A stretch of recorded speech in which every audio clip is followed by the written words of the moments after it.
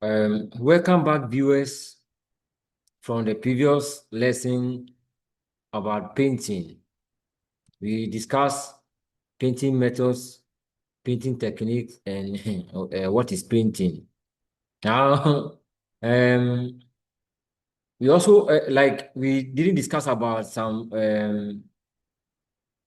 that is a brush, right? But in the word of brush, we have pointed brush, and then we have the flat brushes, right?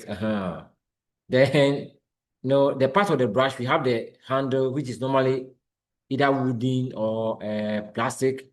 Then we have the brush itself, and in between the brush and the handle, we have a metal that joins the two, which we call the ferrule of the brush. So these are the parts of a brush, for that matter.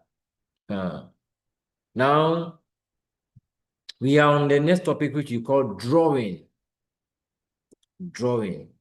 Now, what is drawing? Drawing is any picture, a diagram, or meaningful mark that is made by dragging a dry media such as pencils, pen, crayon over a medium such as paper, card, plywood, wall, metal sheets, plastics, and etc. Or you can say drawing is the art of dragging a dry media such as pencil, pen, crayon over a medium such as paper, card, plywood, wall, metal sheets to create a picture, a diagram, or create a meaningful mark. That is what drawing is all about. Then we come to the next question, which says, explain the following types of drawing. Now we have outline drawing. It's a type of drawing or sketch that portrays the outer parts of an object or an image without adding details. So in that case, the outline is drawn and no detail is added to the inner part. Then we have what we also call line drawing. With a line drawing, you draw to show both the outline and details of the inner part using lines. Now we come to another type of drawing we call 3D drawing, which is a type of drawing that shows the length, width, and depth and height of objects or designs. So in that kind of drawing, it looks three-dimensional, or it looks it is a type of drawing that creates the illusion of depth, that creates an illusion of length, width, and height on a flat surface, for that matter. Then we come to still life drawing, which is a type of drawing that shows inanimate objects that has been arranged in a specific way to create meaningful effects or visual effects, for that matter. Meaningful effect or visual effect. Then we come to portrait drawing, which is a type of drawing that shows the head to the shoulder of a human being or an animal. So a portrait can be that of a human being. It can also be that of an animal. In advanced countries, people can send their dog to an artist to draw the head to the shoulder of the dog or the whole body of the dog. But in Ghana here, we normally draw the portrait of a human being from the head to the shoulder. Then we come to another type of drawing we call figure drawing. Figure drawing is a type of drawing that shows the full body of a human being or an animal. So we have human figures, we also have lion figure, we have dog figure, we have a bird's figure. So it depends, right? Then we have landscape drawing. It's a type of drawing that depicts everything we see in our environment, from rivers, mountains, trees, roads, buildings, or etc. Then another name for landscape is what we call a scene. So any drawing that portrays a scene, let's say market scene, village scene, they all come under landscape. Then we have another type of drawing we call caricature. It's a type of drawing that distorts or exaggerates some parts of a character, either a person or that of an animal, in order to mock at the character. So you can have a human being and then maybe the nose is drawn extraordinary bigger or extraordinary smaller than usual, just to mock at the character or to mock at the person. That is caricature for you. Then we come to cartoon drawing, a type of drawing that is done in an amusing way to create laughter. Then I explained the line drawing, a type of drawing that uses line to draw the details and inner parts and outer parts of an object or an image. Then we come to another type of drawing we call freehand drawing, a type of drawing that is made without the use of drawing instrument or straight edge, except dry media such as pencil, pen, charcoal, pastel, color pencils, crayon, and etc. This is also known as sketch. So we sketch or freehand drawing. You don't need ruler to do measurement. You just you use a pen or pencil to just draw freely. Now we come to I said identify and explain the methods of drawing. Now with drawing, we have methods. One of the methods of drawing is what you call observational drawing. That is when you go and sit at a place, you view the object, you observe, and you draw exactly what you see. So this one is a type of drawing, drawing from real life as accurately as possible, right? Drawing from real life as accurately as possible, directly as you see it. So drawing from real life as accurately as possible, directly as you see it. And normally with the observational drawing, we focus on accuracy, we focus on proportion, we focus on light, tone, darker tone, and shadow. These are the focal points of observational drawing. Then we come to imaginative drawing. That is the type of the method of drawing from one's own ideas, feelings, or interpretation. So that one comes from your own mind, how you view things or what you think it should be, how you interpret things from your that is from your own personal concepts. So this one has to do with creativity and conceptual idea, that is concepts for that matter. Then we come to memory drawing, drawing from something you recall from your mind. So with a memory drawing, you have seen it before, and you are drawing from out of recollection. You are recalling something from your brain. That is memory drawing. So these are the methods of drawing that we have available. And we have another one we call traced drawing. Drawing following the lines of existing images, often through the use of transparent overlay, like a tracing paper. So normally you have an image there, and you put a transparent tracing paper on top of the drawing, and then you follow the outlines and the lines of the drawing or of the image, and you draw. That is, so these are the methods of drawing: trace drawing, memory drawing, imaginative drawing, and observational drawing. Then we come to drawing techniques. So under these methods, the methods that I've made mention above, we have tricks that we can use to achieve these methods, and that is what we want to discuss about. We have sighting technique or sight sizing or measuring technique. It's a technique of so it means the same thing. Sighting technique, we can also call it sight sizing technique. You can also call it measuring technique. It means the same thing. It's just like the way I'm called Samuel. At the same time, I'm called John, and I have other names as well. So all these names refer to me.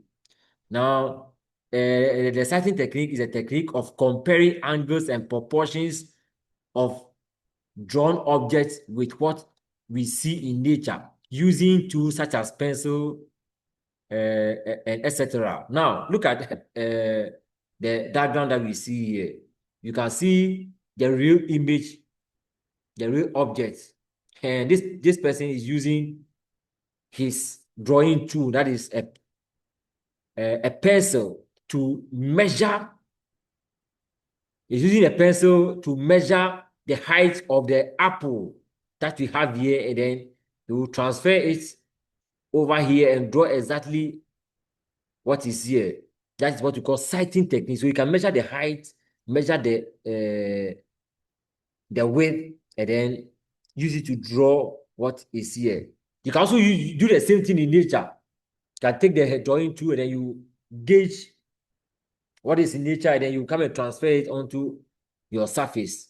That is sighting technique. Then we have another technique we call basic shapes technique or block-in technique. That's a technique of drawing where objects are first drawn in simplified look-alike, simplified geometric shapes before deforming the shapes into the actual objects to be drawn.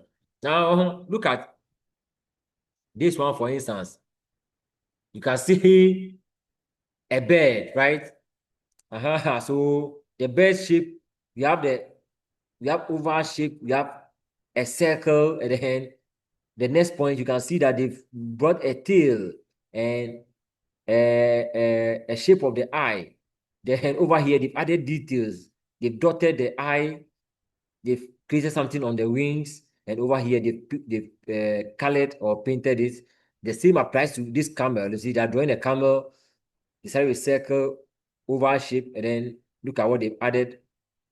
The hands at the back, the legs or the shoulders of the legs, the hand. You see, follow with the legs itself. Then other details are added. Then to the final, that is a so we can draw object using basic shapes, right? Technique of drawing where objects are first drawn in simplified look-alike geometric shapes before deforming the shapes into the actual objects to be drawn. Then we have another technique we call positive and negative space technique. It's a technique of drawing by making use of the space or the spaces, making use of the spaces within and around, spaces within an object and the spaces around the object in order not to draw out of proportion. So whenever you are drawing, look at this seahorse, for instance.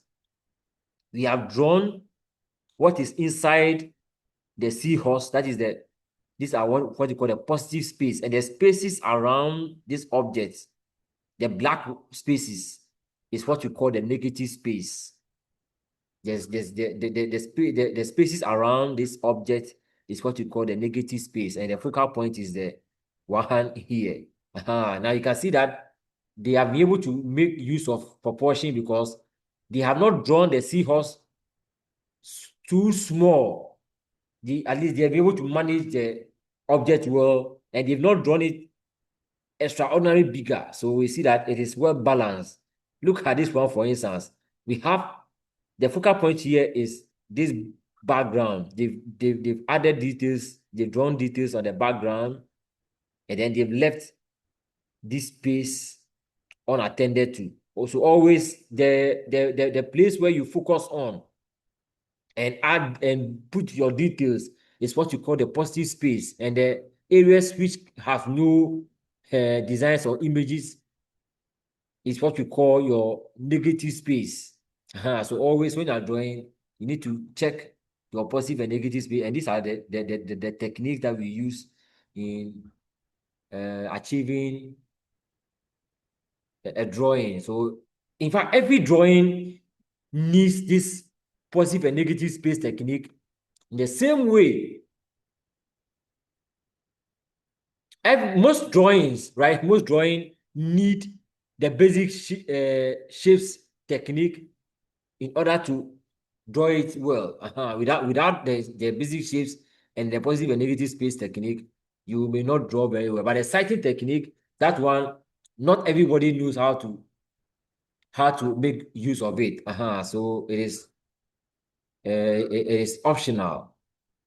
But in some cases, when you are drawing landscape, and especially observational drawing, you need this technique. Then you have perspective technique. It's a technique of drawing to create the illusion of depth and distance on a flat surface. Normally, perspective is used or applied when you are dealing with landscape drawings, or sometimes if it's still life drawing, when you have an object at a little behind it, you need to make sure that the objects that are closer are drawn bigger than the ones at the background.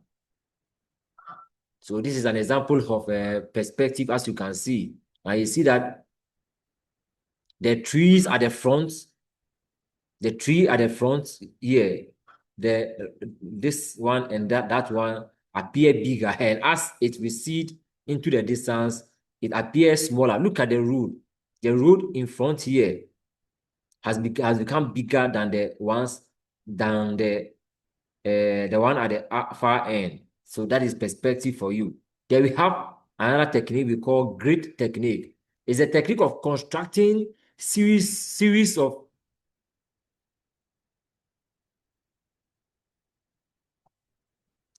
horizontal and vertical lines to create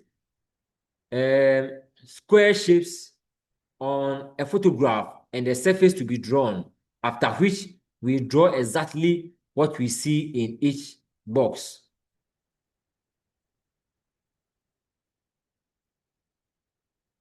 Please, let me say that it's not always square. Let me use the word create square shapes or regular shapes. Regular shapes. So let me take it again. The technique of constructing series of horizontal and vertical lines to create regular shapes on a photograph and the surface to be drawn, after which we draw exactly what we see in each regular shapes. In each regular shape on the photograph onto the final surface. Sometimes the lines are horizontal and diagonal lines, or vertical and diagonal lines, which form triangular shapes instead of square. So we have square grid technique and we have triangular grid technique. Now look at what we have here. The one we have here is the one that we all know, which we call the square grid technique, where you draw vertical lines, horizontal line to create series of squares, and you look on each square and draw what we see. So look at what we have here. It's the same thing that has been transferred here. You see the vertical lines and the horizontal line, and whatever you see here resembles the original picture. That is a grid technique. And we normally use the grid technique when we are dealing with portrait drawing. You can also use this same grid technique to draw still life objects. You can also use the same technique to draw landscape or anything else. In fact, any drawing, you can use the grid lines technique to draw. But just that people like using it to draw portrait, because portrait drawing is a very special kind of drawing. If you don't draw the person to resemble him or her, the person might reject your work for you. It must resemble the person. That is why people are very careful when they are dealing with portraits, and therefore they use the grid technique in drawing. Then we have another technique we call basic facial proportion technique. That one is also done when we are drawing portraits, the head to the shoulder of a human being. And with that one, you don't need a great technique. Normally, this one is used by professionals the who have mastered how to draw portrait very well. If I can show you a portrait of Jesus that I've painted on a wall. And I use the basic facial proportion technique. I just drew an oval shape, then drew the eye line, the nose line, the lip line, and I started drawing the face exactly as I see in the original picture. And after I finish, I apply my paints and finish it. So that is it. That is it. If you're in a hurry, or you are behind time, fine. This great technique will not be good for you, but basic facial proportion technique, you must know your level where you fall under. That is it. It's not by fault that you use this technique, the basic facial proportion technique, if you don't know how to draw the portraits very well. As a beginner, go for the great technique. Now we have figure proportion and gesture technique. It's a technique of drawing correctly the whole body, of a human being or an animal in various postures. The technique of drawing correctly the whole body of a human being or an animal in various postures. Now look at these human figures you see there. They have in different postures. Look at this one in different posture, this one in different posture, this one in different posture in that order. Look at this one, different posture. Look at this one, riding a bicycle, also in different posture. This one is a hockey player trying to play hockey. This person is trying to play either play an organ or work on his or her computer. This person is trying to walk. So that is figure proportion and gesture technique. And we normally use this technique in drawing human figures or animal figures. We normally use lines and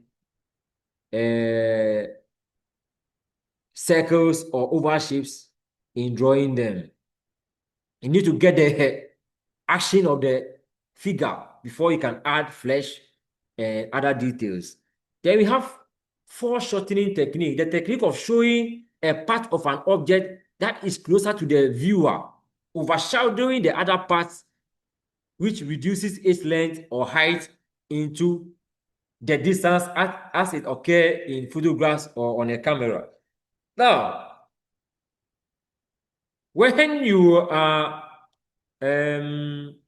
taking a picture and then one part of your body appears to be in the front, look at the camera side where my face appears. Look at my face and then look at my hand.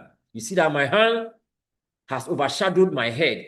My fist or my hand or my fist has appeared bigger than my head. Meanwhile, if I take it back to my head, you can see that my head actually appeared bigger than the hand, because that is how it should be. But because my hand is in front of the camera, it has overshadowed my head and the other part of my body. That is what we call foreshortening. Look at my hand. My hand, although is longer, it has appeared shorter than usual. Look at my hand over there.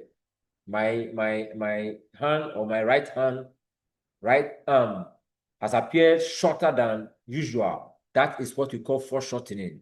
So the more closer an object appear in front of the viewer or the camera, foreshortening must come into being. And we normally use this technique when we are dealing with human figures or other figures as well, or any other object that where the image appear more closer to the camera or the viewer than the other parts, right? Now look at this one, for instance. Look at the head of this human being, which has appeared in front of the viewer or the camera, and the other part of the body has appeared smaller. So if you are using, let's say, a CCTV camera to capture somebody from the top, this is how the person will appear. And if you are a human being too, and you are seated, and you capture the picture of this person, you see that the feet will appear extraordinarily bigger than usual, than the rest of the body. Look at how the body has become smaller, and then as it come closer, it appears to be bigger than usual. We normally use this one when you are dealing with parts of a whole body or an object, but one part must appear bigger than the other one. Now we come to another question which says, what is outline drawing? It's a type of drawing that shows the outer part of an object without adding details to the inner part. And we have another question which says, state and explain the outline drawing techniques. We have outline drawing techniques. One, we have trace hand drawing, a technique of drawing outlines by placing objects on a surface as a guide and tracing out its outlines and further developing it with additional details and color. Then we have blind outline drawing, drawing the outline of images without looking at your paper. So let's say you are looking at something and you are drawing, but you are not looking at your paper. You are just looking at the drawing, and then you are drawing without looking at the paper. It's not common, but some people are able to do that. That is a blind outline drawing. Then we have continuous outline drawing. It's a drawing an image using unbroken line or free flowing lines. That is a so you draw without lifting the drawing tool, and you draw freely, right? Drawing an image using unbroken line or free flowing line. That is continuous. Then we have stylized outline drawing. That is an intentional simplified outlines drawing which is used in illustrations, comic art, or graphic design for that matter. Then we have another type of drawing we call line drawing, a type of drawing that shows both the outer part of an object, including the details of the inner part. Then we have the next question which says, state and explain the types of line drawing. We have contour line drawing, a drawing that focuses on the edges of a subject. So the drawing that focuses on the type of line drawing that focuses on the edges of a subject is what we call contour line drawing. Then we have gesture line drawing. It is a type of line drawing that that is a quick expressive line, or which uses quick expressive line to capture movements and postures of human beings. So with a gesture line drawing, it uses quick expressive line to draw and capture movement and postures of human beings or animals and other objects. Then we have implied line drawing. It is a broken or suggested lines that guides a viewer's eye. We have scribbled line drawing. It is a loose overlap drawing using a loose overlap, that is lines. In this case, the lines are loose freely and they are overlapping each other. That is what it means. Drawing using a loose overlap lines. That is what we call scribble line drawing.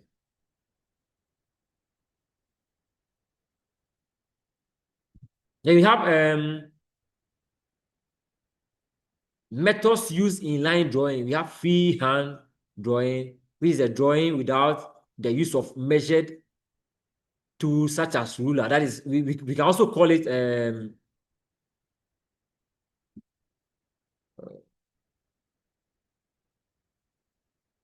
we can also call it a sketch. We can also call it a sketch for that matter. So the methods of drawing, line drawing, or the methods used in line drawing, we have the freehand drawing or the sketch. Then we have measure drawing, or what we also call um, sighting. That is drawing with the use of measuring tools such as ruler, compass, dividers, and etc. Then we have grid line drawing method, creating grid lines on reference images and final surfaces. They have trace line drawing, drawing an image through transparent material or a digital overlay. Then you have digital line drawing with stylus, tablets, or computer applications. Now, we come to the next question, which says, state and explain the still life drawing techniques. With the still life drawing technique, we have basic shapes or the blocking in technique, which is drawing still life images using simple geometric shapes such as circles, square, triangles, rectangles, and etc. Then we have sighting technique, drawing still life by comparing angles of what you've drawn with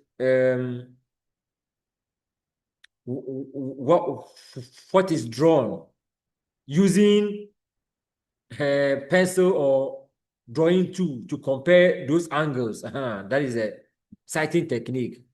Comparing angles and axes of what you have drawn with what we see in what you are seeing or what you are observing using a drawing tool such as pencil or pen. That is the sighting technique. Then we have another technique in still life we call mirroring or reflected light and cast shadow or value and light technique. So we have mirroring technique or reflected light and cast shadow technique or value and light technique. They all mean the same thing. That's the technique of creating a light source and how it falls on the object and creating highlights and contrasts, as well as reflections around the object and the shadow it casts on the ground. That is what we call the mirroring technique. Then we have composition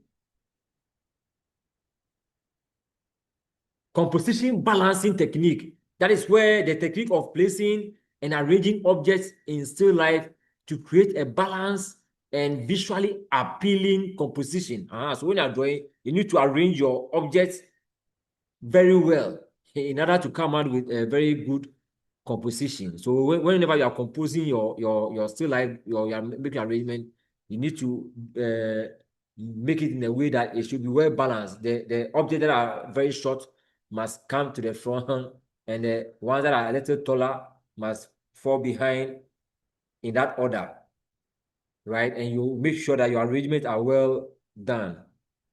And we come to the next topic that we'll talk about is shading. Sorry, shading is what is shading in drawing? It is a technique of using different degrees of darkness and lightness to create the illusion of three-dimensionality and shadow on a flat surface. Now we come to shading techniques. We have mass shading. It's a way of shading to fill the whole surface area of a drawing.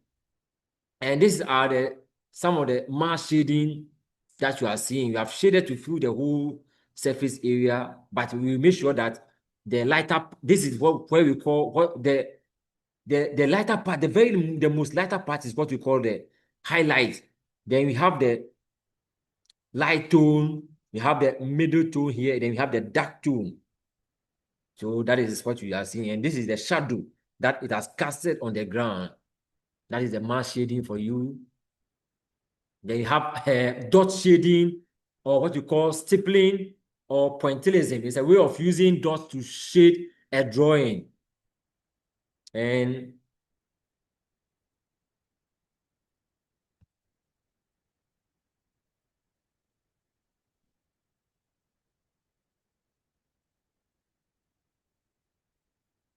but we have gone a little, we have gone a little further.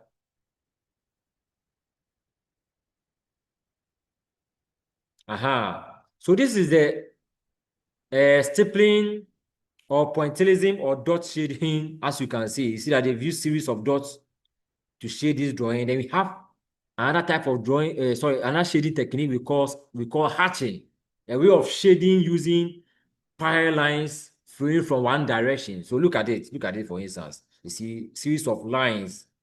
You have the lighter part or the light tone. You have the middle tone, and you have the dark tone, and you have the shadow. Then, so the lines must move in one direction. That is the hatching technique. And you have cross hatching.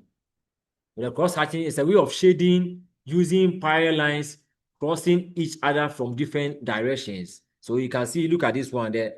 They are the line that we have different lines flowing from different angles crossing each other. That is cross hatching technique for you.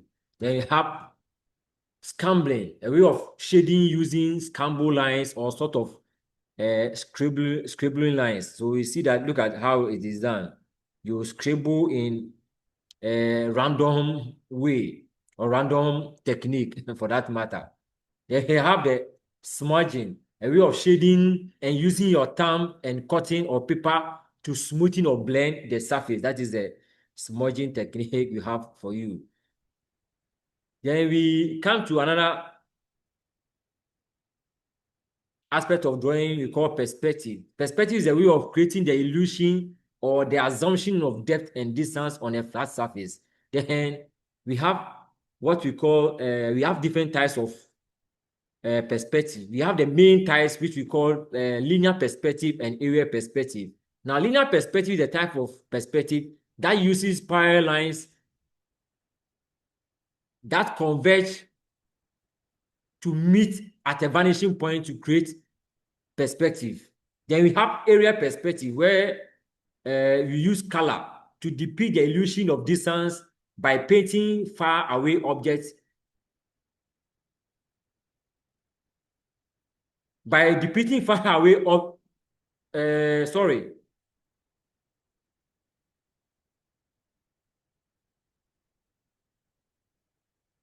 By painting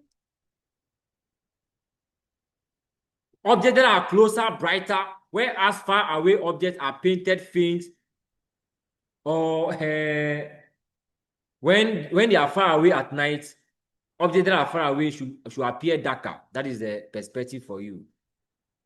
Now we are going to explain the types of linear perspective. You have 1 point linear perspective, which is a type of linear perspective where all parallel lines converge to meet at one vanishing point, or example is a single lane road. Then we have 2 point perspective, which is the type of perspective where all parallel lines converge to meet at two vanishing points. Example is a Y junction. Then we have Y junction. When you stand at the Y junction, one road will be on your left, one road will be on your right hand side, and the road recede into the distance. So we have 2 point perspective for that matter. Then we have another type of linear perspective we call 3 point linear perspective, which is a type of perspective where all parallel lines converge to meet at three vanishing points. An example is the T junction. When you stand at the T junction, you see all the three vanishing points. Now we will end this drawing and continue with section with part B of the drawing. So we will end it here at this moment and then come back another time to continue with